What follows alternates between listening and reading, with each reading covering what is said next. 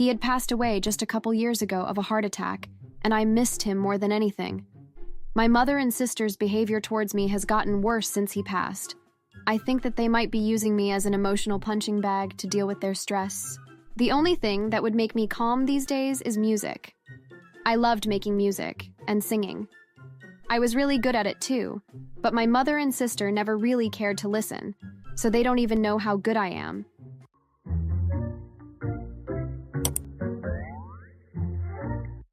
My mother hated me from the very beginning. Ever since we were both born, I think she had her mind made up, and it was for such a stupid reason. It was because my twin sister has always been thinner than me, and I was always fat.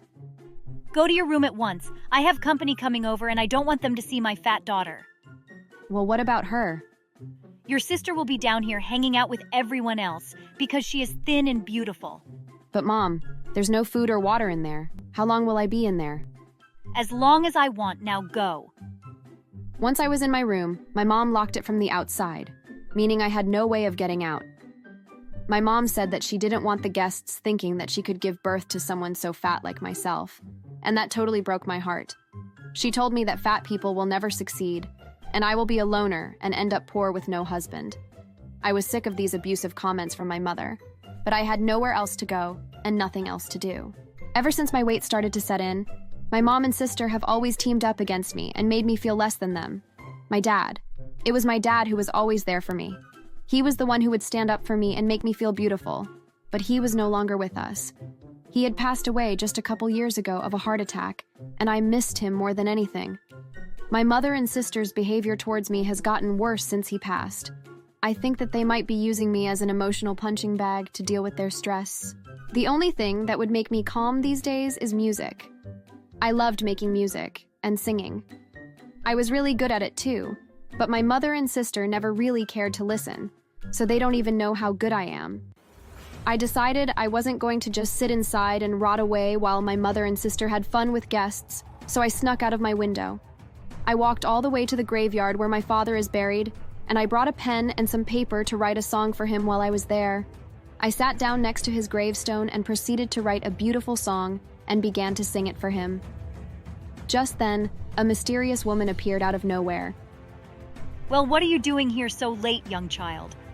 I'm escaping my house. My mom and sister are so mean. I wanted to visit my dad. You must miss him so much. I ended up telling Miss Smith my whole story, and she felt very bad for my situation. She had heard the song I had made for my father, and she was extremely impressed with my talent. She wanted to help, so she made me a proposition I couldn't refuse. She offered to let me use her music studio she has at her house to work on my music career. I was so happy to receive this offer, I even gave her a hug. She invited me over to see the spot where I would work, and I agreed. Once in her house, she gave me a tour of the studio, and it was perfect. She explained that she once owned a successful record label and knew the ins and outs of the music industry, and even offered to teach me everything she knew. But then, something shocking happened. Miss Smith fell onto the ground and began shaking violently. I didn't know what to do, so I just screamed. After she stopped shaking, she got up and began to explain what had just happened. You see, young child, I suffer from seizures. They don't kill me, but they are very painful, and eventually, they will be the cause of my death. I have nobody to take care of me anymore, as my husband passed away years ago. If it's not too much to ask, I would love for you to look after me in return for the use of my professional music studio. Does that sound like something you could do? Absolutely, Miss Smith. Anything for you. At that moment, I decided I would live full-time with Miss Smith to take care of her. After all, she was the only person besides my father who ever really cared about me. And why would I want to go back to my abusive house anyway? I didn't need that in my life anymore. In return for taking care of her, she taught me everything she knew about music and the music industry. Slowly but surely, I got better and better at my craft until I was producing pieces that even I couldn't believe I had done. 11 years after Miss Smith's passing, I wrote a hit song that reflected our relationship. It was the most beautiful piece of music I had ever done, and it made news headlines all across the nation. At this point in my life, my music has been heard all over the world and has made me a very rich lady. I was now one of the most prominent female musical artists in the world, and it was all thanks to Miss Smith. It was around this time when I met my husband, Mark. Mark was amazing, and he was an artist. I never believed in love at first sight until the first day I had seen him. We shared a passion for the arts, and I would sing while he would paint. I told him all about my mentor, Miss Smith. My life was so perfect, I couldn't even believe the way things had worked out. One day, I received an awkward phone call. It was my mother, and she asked me to come over to talk, since I was so rich and successful now. As much as I didn't want to go, I felt bad, and decided I should. When I got to her house, I saw that it was completely run down and it smelled really bad. I couldn't believe my eyes when I walked inside. My sister and mother still lived together, and they both looked horrible.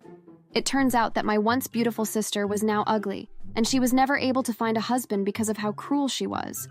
My mother had aged horribly, and she looked double her age. Look, we're sorry. We didn't know how good of a singer you were, Mandy. Please forgive us, and maybe give us some money so we can fix up our house. You think I'm just going to forgive you just like that? Well, yes, after all, we did have a good reason for being so mean to you. What do you mean? What was the reason? Do you remember how fat you were? I couldn't believe the nerve my mother had. I couldn't let them get away with this, not anymore. I went home and began working on the most powerful piece of music I had ever worked on. It was made to represent the horrible feeling those two have made me feel over the years, and I was expressing it in the perfect way. It took months to create, and once it was finally done, I immediately called my agent to schedule a release date party for the song. My agent whipped together an amazing event, and thousands of people showed up to see my signature song. When my music was played for the masses, the reaction from the crowd was unbelievable. People began crying, and some even began hugging each other. My message had been perfectly received. In an interview after the event, I explained exactly what my song was about. I told the interviewer my entire story. And just like that, the whole world knew how evil my mother and sister had been to me all my life. They were so riled up from my tale of abuse that they doxed my mother's address and stormed there in an angry mob. I watched on the news, and a mob of angry onlookers began throwing stones at my mother's house, and then bigger and bigger things were thrown until the house started falling apart. The angry mob continued to throw things at the house until it completely collapsed, gravely injuring my mom and sister. I didn't even bother visiting them in the hospital, but sometimes I think I should have. I am glad that I made my world-famous song exposing my mother's abuse, but sometimes I think I could have handled the situation better. Maybe I shouldn't have let my mother's address get doxed. Sometimes I worry that her consequences were too harsh. What do you think?